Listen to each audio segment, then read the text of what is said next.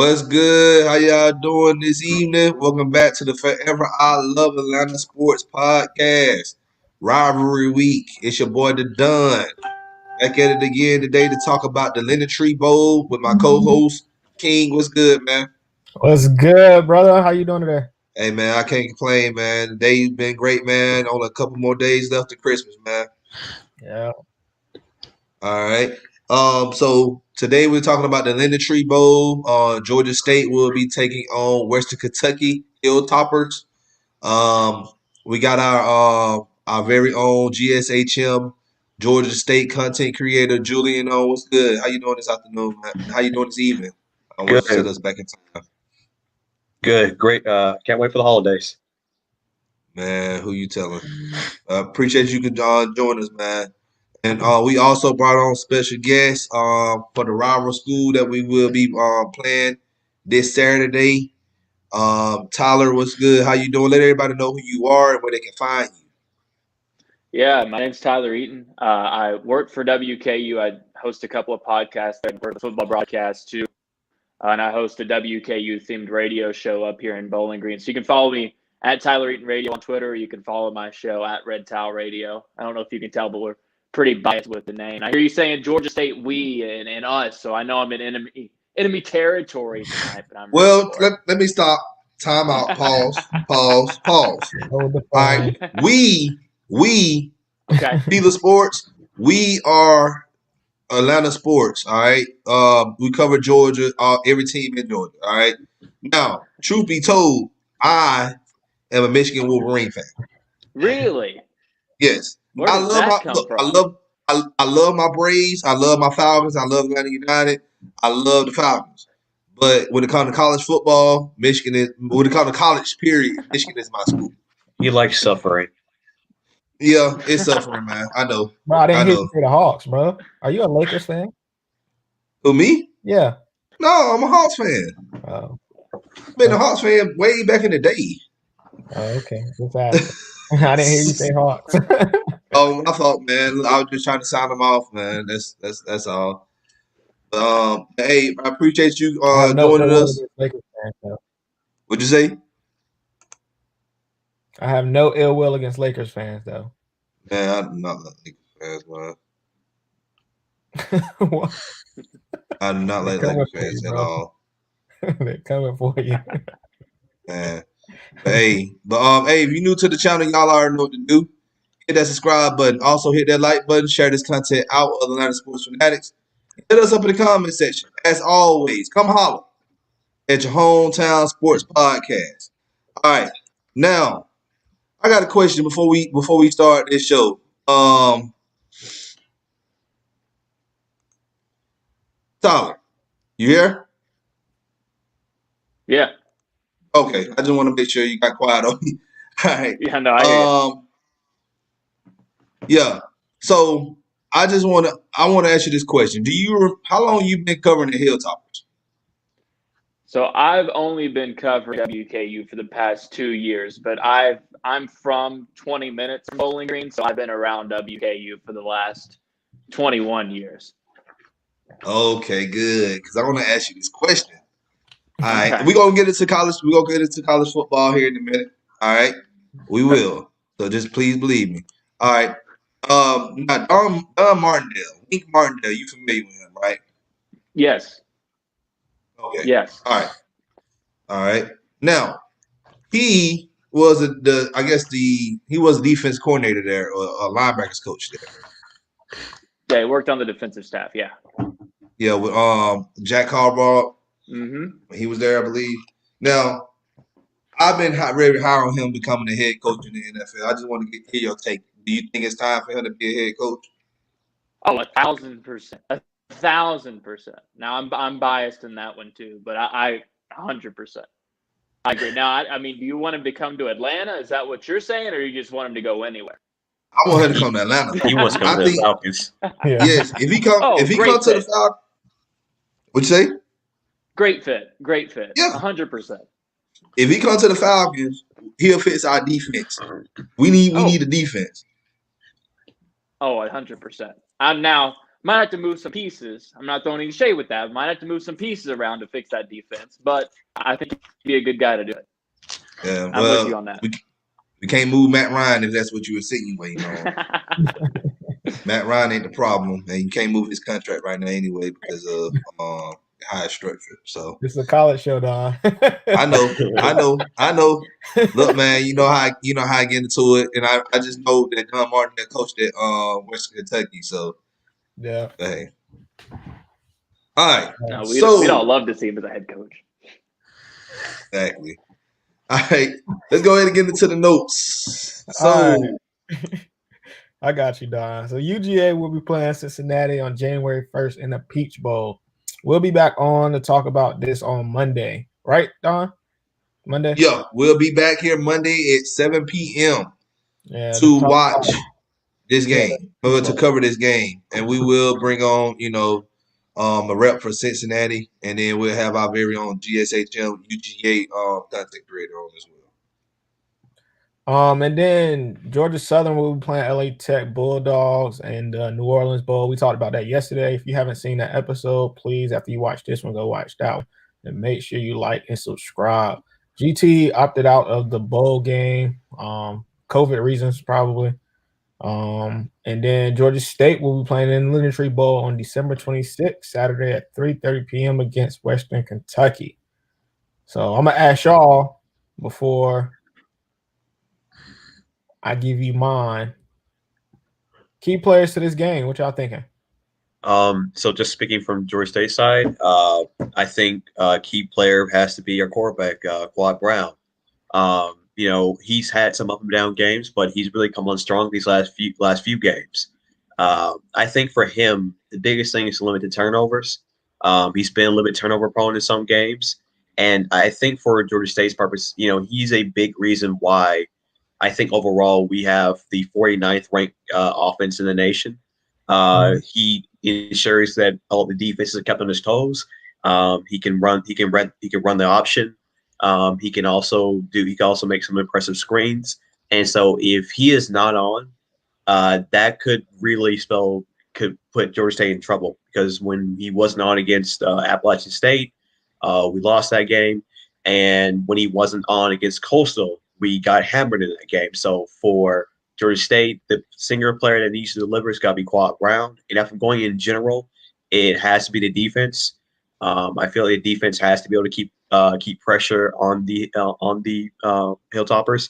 And overall, I feel like if Georgia State can get past the Hilltoppers' tough defense, which I know is one of the better in the country, then that would be a big credit to Sean Elliott, because we played Western Kentucky. I think this is our third time or second time we played Western Kentucky. So we played them in the previous bowl. So yeah, don't bring that one up. We don't have to talk about that game. Yeah, we won the last bowl matchup, so we're 1-1. I guess this will who will sell the series against the two. Okay. If you want my key player, I don't want to be basic and go with the quarterback too, but I feel like I've got to for WKU with Tyrell Pigram. He's been really up and down all year. He's thrown an interception this year, so that's good. He's thrown the most passes in the country without a pick. And I know Georgia State their pass defense in particular has struggled a bit. And while I want to say it's going to start with the running back Gage Walker kind of balance things out like WKU was able to do in the last game against Charlotte, it's going to start and end with what we get from Tyrell Pigram at the quarterback spot. I don't have any questions about WKU's defense. I know Georgia State has a good offense, but WKU's defense, like you said, is legit. One of the best pass defenses in the country. I think it starts and ends with the quarterback play for WKU. Well, so what do you think about D'Angelo Malone? Glad you guys bring him up. Local guy for you. We got a lot of Georgians on our team. We like to bring him in from Atlanta in particular. I call it our new pipeline. I don't know how we got Georgia as a pipeline, but we got him. And D'Angelo, at the very worst, is a day 2 NFL draft pick.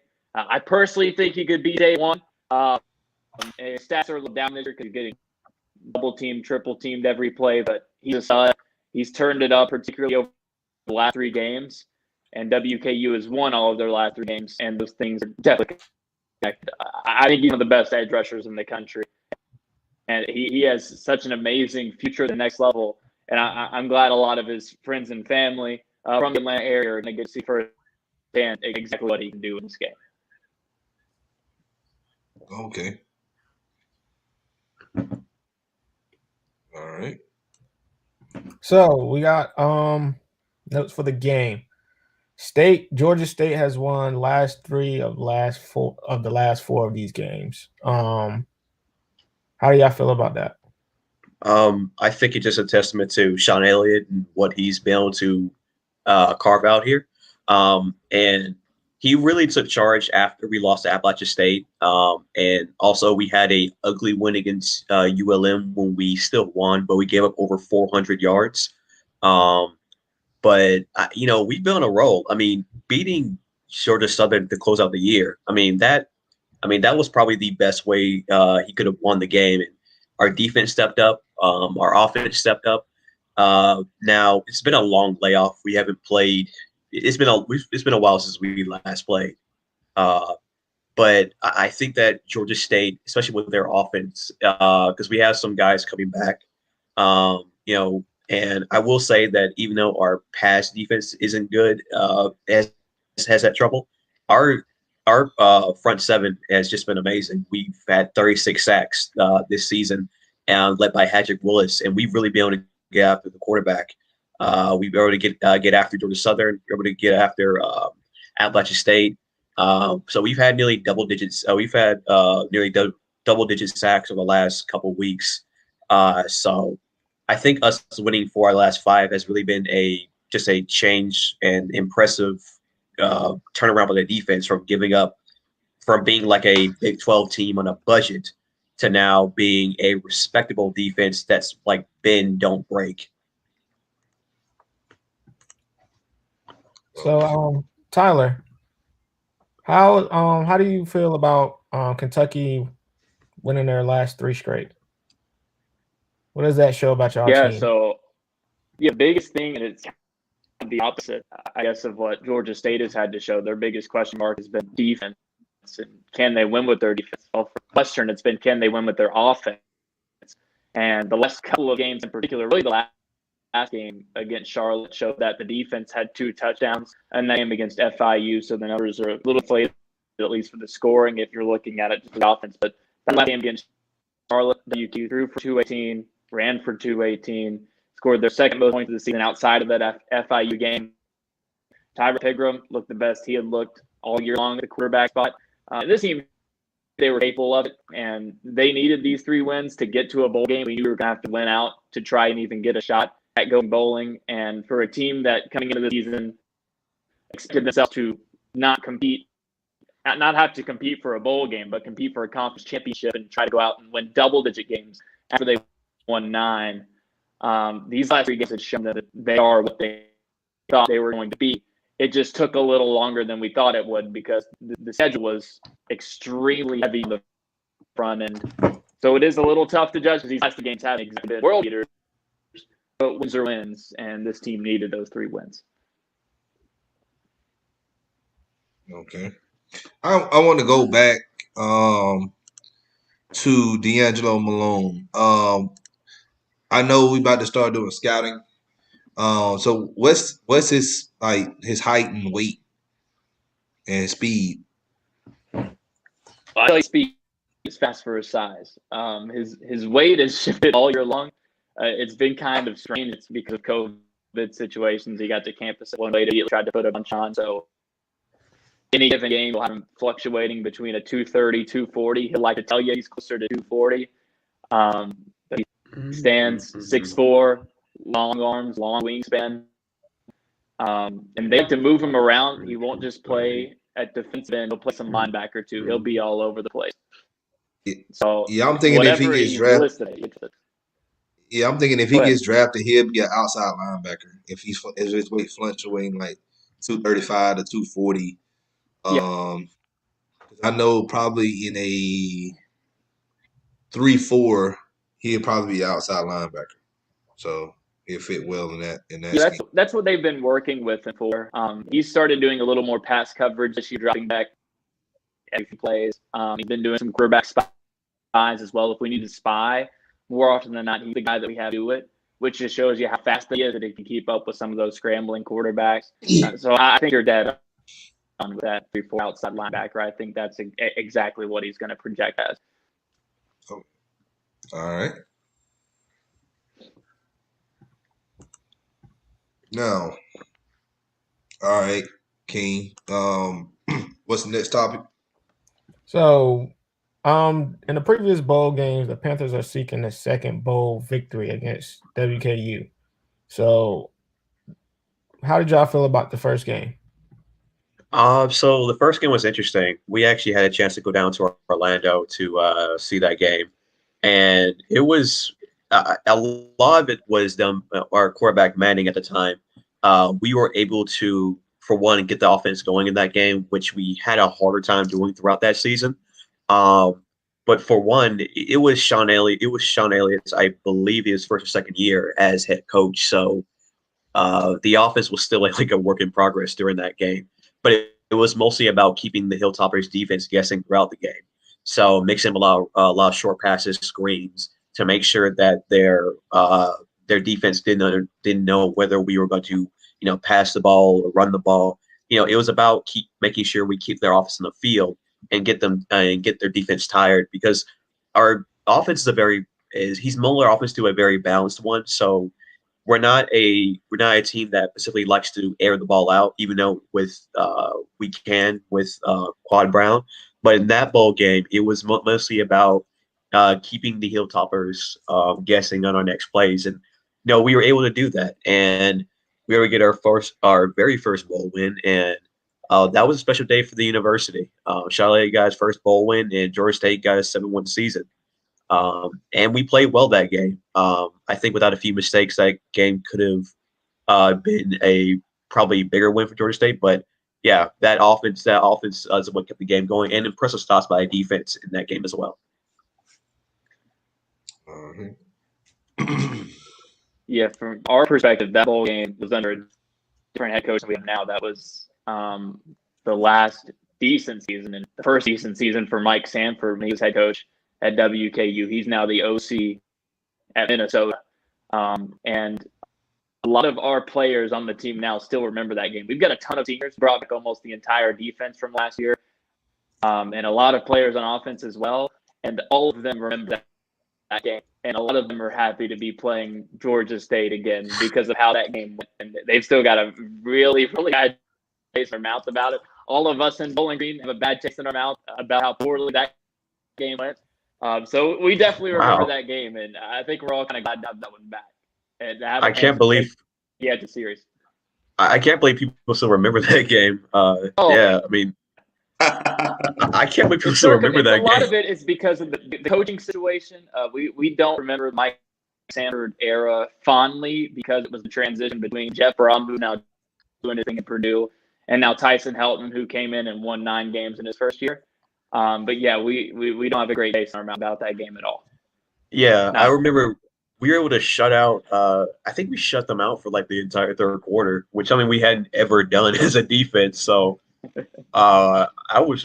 we thought that either the game was going to be a close one or the Hilltoppers were going to blow us out because we had gone to another bowl game a couple of years ago against, I think it was San Jose State, I believe, and we got completely trounced. But yeah, I mean, I can't believe people actually still remember that game, because that game was watched by almost nobody. It was attended by almost nobody. And there were actually more Hilltopper fans than Georgia State fans at that game. Because if you don't count families, there were no Georgia State fans. But yeah, Georgia State's also we lost big in the bowl game last year against Wyoming. And we got smacked. We got absolutely destroyed, albeit Darlington had a torn ACL. And he still played on it, but we got pretty owned in that one. So Sean Elliott's really preaching that it's not just good to get to a bowl game. We got to start winning these bowl games, because that's how you start to build a culture for the program. So we're 1-2, and we don't want to go 1-3. And Sean Elliott said he's really excited to play Western Kentucky again, because I don't know, it feels like ages ago when we played you guys in the was that the Cure Bowl, I think? Yes. It was a Cure Bowl. It was a Cure Bowl 2017. Okay, yeah. It just seems like ages ago. So I was when I saw that match, I was like, we've played these guys before, haven't we? Yeah, I Yeah, just you know how this most Sun Belt and Conference USA Conference USA they always you might not play them in the next year.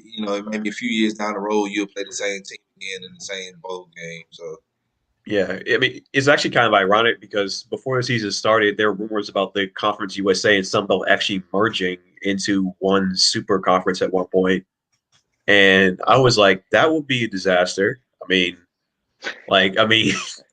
I couldn't imagine that happening. So that was a rumor. We actually talked about it at our newsroom, and we would be playing uh, so many different teams. But yeah, so it's actually interesting playing Conference USA again, which I don't get to see a lot. I hear about Marshall quite a bit, but it's interesting to yeah, see these teams that come out of this conference.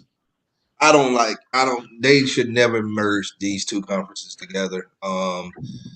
I feel like the Sun Belt probably will get not another team eventually, and then they'll start having like a conference game. I feel like that'd be more money for the conference. Mhm. Um, I see it like this here. I see the Conference USA and the Sun Belt is like the mini version of the ACC and the SEC. Mhm. I know Yeah, y'all can't Yep. really see it, but it's pretty much that's what it is. If you look at the other non-five conferences, Power Five conferences, yeah. there's I some good mean, team. It's some good teams in both conferenes. yeah. You You got. got I think Blackers, UAB's Wings, in the Marshall. Conference USA. UAB's in Conference USA. You got Marshall. I mean, there are some You, really you got there's some you really got good. Coastal Carolina. You got Appalachian State. Got Southern. Troy is a good school. Lafayette. We can keep going. Yeah, so I think Georgia State's actually scheduled. We actually scheduled UAB for a series a couple of years from now. Mhm. So I thought, oh, that would definitely be interesting. But the only issue I have about a merger is that the CSA has so many teams that are like Oh far my away goodness, from each we're way other. too spread out. The travel would be ridiculous. Yeah, It's already like terrible. yeah, it's like the point of the Conference Sun Belt. USA. Yeah, Conference USA. Y'all are like pretty much like West Virginia, Kentucky, Alabama, and Arkansas. Yeah, I Well, think you they see, got some teams in Texas. until Yeah, we some team. expanded from the East Coast all the way to Texas, so we cover just about half of the United States, and that's not good for travel at all. It's awful. That'd be crazy for a team like Coastal Carolina or even like Georgia Southern traveling all the way to Texas to play. But UTSA or yeah, San Antonio stuff like that. Like that's crazy. yeah, so I mean, it was. I thought that would never happen, and plus, I thought like TV rights. I don't know anyone who would want to pick up TV rights to that. Like there would be some interesting games, but no one is like would be dying to see Appalachian State versus like Western Kentucky or Georgia State versus UTSA. That thing would just bleed money from the start. I could never see it happening. And then they kill off some of the rivalries too, like Georgia State and Georgia Southern, and there's other schools out there too, like Louisiana Lafayette and Mm, Louisiana Monroe. So yes, it'd be a nightmare trying to schedule like 'cause you have like 18 or 20 teams in one mm, conference. It's gonna be crazy to try to have every team play each other, in a 2-year rotation, and then it's like I said, it's gonna kill off a rivalry. So I yeah, don't, I don't, I don't agree to that. Just keep it I like it think the is. I think the only hope that people had was like if it merged, you would have like two like for college basketball instead of just one team going, you could have maybe two or three that could go instead of like one from the Sun Belt, one from Conference USA. But even with that, travel is still an issue. I doubt a Sun Belt team could afford to go all the way to Texas, like multiple times in the season. Same for like same for like a CSUSA team. Like the money just isn't there to do all that stuff. Exactly. All right. So let's see. Okay, we'll try to look into the notes real quick. Mhm. So, making the 7 bowl appearances 2012, 8th overall. Y'all won 3 straight bowl games in 2014 and 2016. Western Kentucky. Yeah, that's Yeah, that's why West. we were Yeah. so upset about the Georgia State You know what school we game. talking about. Definitely Yeah, isn't that's why mine. we were so upset about the Georgia State game, because we're kind of in a position that you all find yourselves in now. When you wanted to reach the point where you weren't just going to bowl games, you were winning bowl games. Well, we got to the point where we were winning bowl games, and that was very rudely interrupted in 2017. So that's why we have such an issue with that game. So the tradition's there now. We expect to go to bowl games and win bowl games. And I know that sounds crazy coming from a school like Western Kentucky. You don't really think of the fans thinking that way, because that's something maybe you just think about like a Power 5 school or a team that usually wins 9-10 games. But we were at one point that team that won 9-10 games a year. And we had Brandon Dowdy, Mike Watt, NFL quarterbacks. And after 2017, it dipped a bit. Last year, we got back to it with 9 wins. This year, it was supposed to be that same way. It hasn't been, but a bowl win would fix all that, as it usually does. Yeah. Yeah, it's kind of a similar way for us. We've I think we've lost 2 of our 3. So we're hoping to get to that point where we can actually start winning some more. But Jordan, I mean, for Sean Elliott, I think he was really amped about playing Western Kentucky, and it was weird in that media room. We were like, why does he care about Western Kentucky? And they were like, oh wait, we've seen this team before. We've played this team before. And I think the funny thing was, I think that someone asked, like, so you mean that weird school that has that weird towel logo? Like, I mean, yeah, like that school. And I'm like, oh yeah, It's a story behind that. yeah, Just like what Miami University, not the U, but we're talking about Miami University back in Ohio. Before they was the Red Hawks, they was the Indians or something like that, and they had to change their name to the Red Hawks. Now I don't know if I'm right. I don't know if I'm accurate enough. Tyler, you can explain that if you want to. Yeah, so the red towel comes from Coach E.A. Diddle, who coached basketball, was his most known for, but he did everything at WKU. Our basketball arena is named after him, and he always had the red towel that he would have with him. And then it's because he was so successful, it turned into a thing where all the fans would bring red towels, and we turned it into a logo. And then there's Big Red, which people usually ask me about because they have no idea what Big Red is. Our mascot, and to be honest with you, nobody here knows what Big Red is either, so we have no real answer. We just accept that he's there. He's known as the spirit of the hill, but I don't really know what that is either. Okay, interesting. it is interesting. It's a history behind every logo, because I remember looking at it like back, we used to play NCAA 04, and you come across a team like Western Kentucky University, you just got to squint up to the TV. Back then we ain't had no 65-inch screen TV. I was in the hood, so we had a little smaller, 15-inch TV. I'm like what logo is this? I'm like, is this like a mohawk or something? Like, that's what I was thinking it was, and it just had WKU in it, and it said Hilltoppers. I'm like, okay, it's got to be like Mohawks or something, because I remember, Mohawk Wars, stuff like that.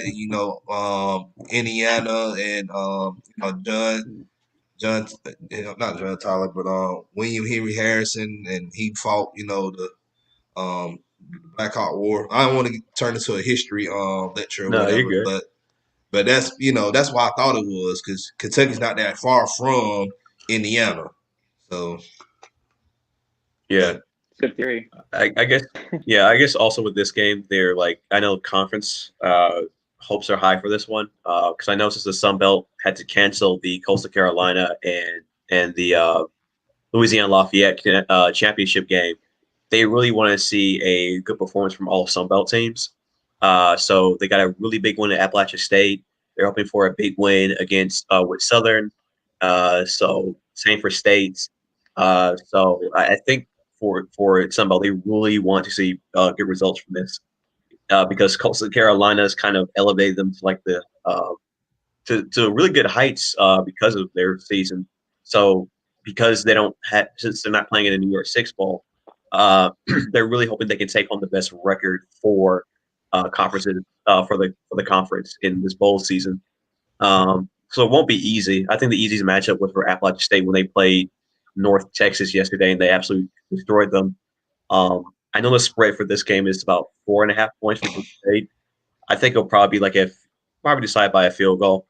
I know the Hilltoppers defense is really good, and I'm still kind of like nervous about Georgia State pulling like a either an Arkansas State where they score but let every other team score possession score, or they pull like a game against Lafayette where we get up big in typical Atlanta sports fashion, we choke and we end up humiliating ourselves again, like Atlanta, like the Falcons did against the Buccaneers a couple of days ago. So I'm really not hoping for either of those. Yeah. I'm sorry to bring that up. Just still in my mind. Man, look, at this point, man, look, it's just like it is the win. That's why I'm like, what's that? Pretty much, brother. It's the win. Pretty much. Yeah, so I'm hoping. You know it's there, but you just pretending it ain't even there anymore at this point. Yeah. So I'm hoping for the win. Georgia State definitely could use it because we had to cancel our first few games, or it's weird. We false COVID test, so we missed 3 games, and so Elliott really wants that bowl win to end the season because he brought in a really good recruiting class, and he really wants to show them that this is a stepping stone, and they're hoping that he can build off this kind of crazy season and kind of get to more wins in the future. So yeah, and plus we got 14 guys named to the conference team, so that's a record for Georgia State, and they're hoping for a really solid performance come the 26th. So I might travel over to the game. Depends how full I am after Christmas. So yeah, I understand that. So what is it's only in mobile, so it's not that far of a drive. The only thing you gotta do is just hit 85 south, and you'll be there. Not no time. Yeah, just whether I feel like it or not. If you got credentials, hey, you got the credentials to go. So. Oh yeah, they gave that out a couple of days ago. So yeah. And mobile is it's mini New Orleans anyway, so I won't complain. Yeah, you're right. All right. All right. What does State have to do to win this game? Okay. State has to do a couple things. One, make sure they hold the ball for the longest period. I know that might sound redundant, but when Georgia State wins games, we are able to control the tempo, especially with our run game. So if we're able to get Brown going, if we're able to get Coates going, especially from the backfield, and really keep our offense on the field, that eats up a lot of time, and so that keeps the Hilltoppers, that gets their defense tired. And also, we have to make sure that Brown can connect with McCoy and Sam Pinckney. Sam Pinckney is his favorite target. Pinckney has over 700 yards. He has 6 touchdowns, and Pinckney was a significant reason why they won against Southern. So if he's able to connect with Pinckney and with McCoy, and State's offense is able to control the tempo on the ground, I see Georgia State able to control the clock and making sure that they are able to keep the offense on the field, even when they're not scoring touchdowns. They're able to keep on pressuring that really good Hilltoppers defense and keeping them on the field. So by the fourth quarter, that defense is gassed, and we can possibly have our 6th victory of the season. So, and our defense has to be able to keep pressure on the quarterback. We have to be able to keep the offensive line on their toes at all points, and we cannot let the Hilltoppers get big plays. We saw this against ULL in that first game, where we would have like 3rd and long, and to get off the field, but they would convert, and the game will keep on going on. So we have to make sure we keep the pressure on the quarterback. and control the time of possession. That's got to be the key for Georgia State to win that the Lending Tree Bowl. All right. What does Western Kentucky have to do to win this game? Yeah, I'll keep this one pretty simple. I'll go with 3 key points that are going to sound pretty cliche, but it's going to have to happen for WKU to win. They're going to have to hit at least one big play on offense. I mentioned earlier that Tyrell Pigram has done a good job of not throwing interceptions, but he hasn't thrown the ball very far downfield. He doesn't really challenge deep, and it's because we've had a lot of issue receiver with injuries, got transferring out earlier this year. But they're going to have to hit at least one big play on offense, and that's going to involve establishing the ground game a little bit. But I think WKU should be able to do that with a Walker running back. Number 2, they're going to have to make at least one big play on defense. As good as the defense is, they haven't picked off many passes. They haven't forced many fumbles. They did have the 2 defensive touchdowns against FIU, which is a good look coming into this game. But they need to make at least one big play on defense. Doesn't have to be a score, but some kind of interception, to switch momentum in the game.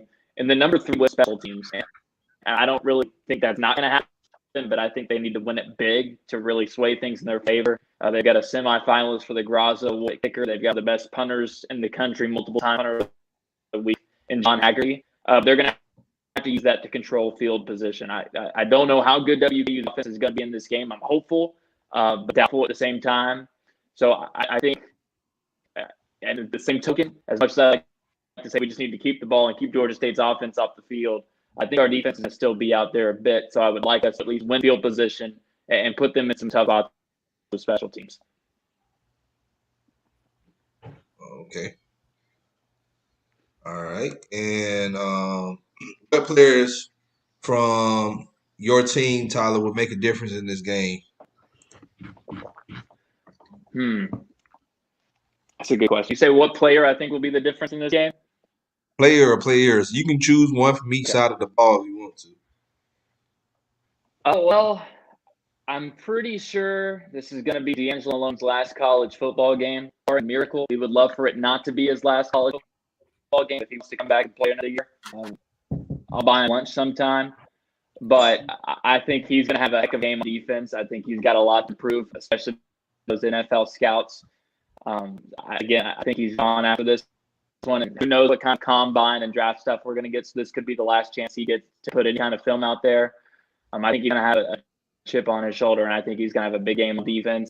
And on offense, I got the quarterback position. Tyrell Pickram's going to have to be the guy. He's going to have to make plays with legs, make plays with his arm, push the ball downfield. I'd like to give you a receiver that can make some of those big plays, but we rotate it so much. We don't have the guy at receiver. And honestly, I could not tell you who WKU's leading receiver is going to be come the day after Christmas. So I think on offense, it's going to have to be quarterback. I'm not saying it is going to be the quarterback, but for WKU to win, it's going to have to be Tyrell Pickram. Okay. All right. What players for Georgia State is going to make an impact on Julian? Okay, so on defense, it's got to be Hadrick Willis. Hadrick Willis is on. It makes up part of our elite. I would say our really elite pass rush. If he's able to get to the quarterback, we're going to make a long day for the offense for the Hilltoppers. And we already know the Hilltoppers have struggled on offense, especially when it comes to moving the ball at times. So if we're able to make it more difficult for him and keep him off his feet, and constant pass rush, then we are able to get their offense off the field and get the offense back. And I would say for the offense, I've already mentioned Quad Brown, but the other one, I would say the offensive line. The offensive line has been stout all season. The only thing I'm worried about is maybe with a layoff that might take away some of the I don't know what's the word for it. Take away from their being ready, I guess. That's not probably the right word, but as long as they're able to keep up the pressure and not allow them to be sacked, Quad Brown to feel heated or get sacked, that's going to be a win. But our receivers in Pinkney and in Coates, not Coates, but Coates is our running back, but Pinkney and McCoy have to have big days.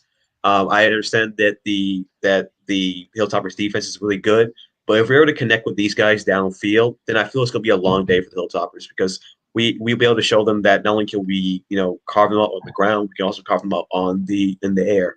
Because when the Eagles stopped our running game in the last game, we were able to connect with Pinckney and McCoy, and that's how we're really able to keep the defense off the toes. So our receivers in Pinckney and McCoy on offense, and on defense, Hadrick Willis, to keep pressure on the Hilltoppers offensive line. So that's who has to do well for us to win this game. Okay. All right, let's go ahead and get into the predictions of the game. Starting with you, Tyler. What you think is going to happen in the game? Final score. So I'll go ahead and give you my score right off the bat. I'm obviously going to pick WKU because I know if I don't, nobody else will. I'm picking WKU 27-17, and I think it'll probably be closer than that. But I'm just taking that score because that was the score for the Cure Bowl in 2017 that Georgia State beat us by. So I would like nothing more than for us to win by the exact same score. I do think WKU matches up well defensively. Their pass defense, I mentioned how good it is. It's fourth in the country out of teams that have played double-digit games this year. They're fourth in the country also out of everybody in pass breakups, and they've gone their last 10 games without giving up anything in the deep game outside of facing BYU, who has one of the best pass offenses in the country. And I think offensively for WK, things are clicking at the right time. Pigram looked really good against Charlotte. Gage Walker at the running back position to start to get things going.